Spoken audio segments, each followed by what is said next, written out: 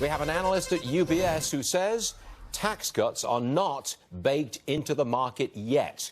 When we do get tax cuts, if we get them, this analyst at UBS says that market goes straight up for another leg higher. Scott Martin from Kingsview Asset Management is with us. What do you say? If we do get a tax cut, do you think the market goes up on a second leg and goes up all over again?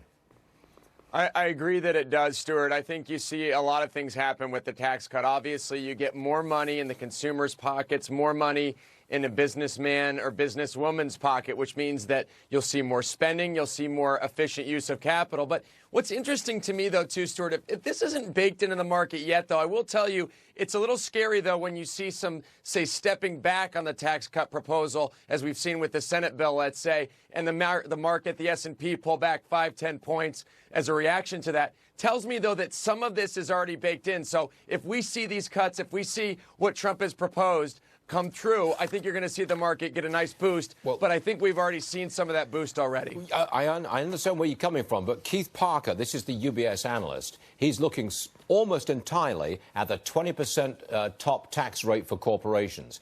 You get that, he says, and telecommunications, financials, retailing, they'll do very well indeed with much extra profits. You with him on that?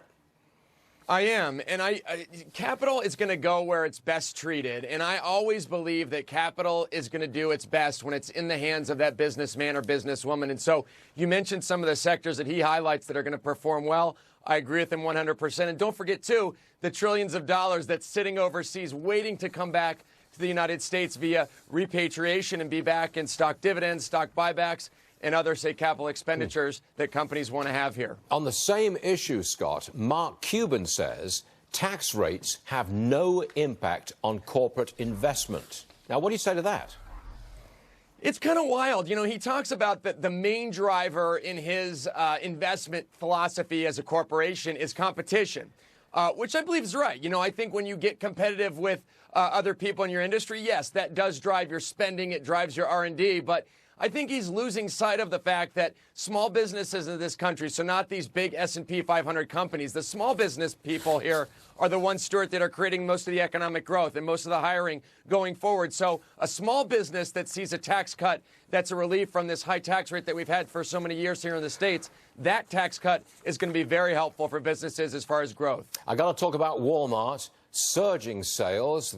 We got their numbers earlier this morning. E-commerce up 50%, and the stock is at an all-time high. It's at 96, Scott. Do you think it gets to 100?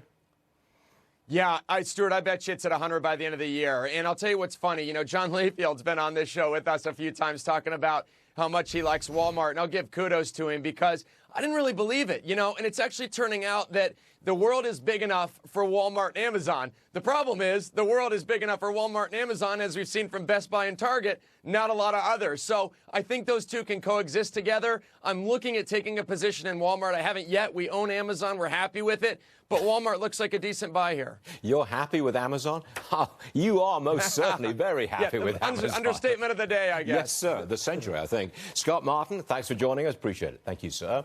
See ya. Right,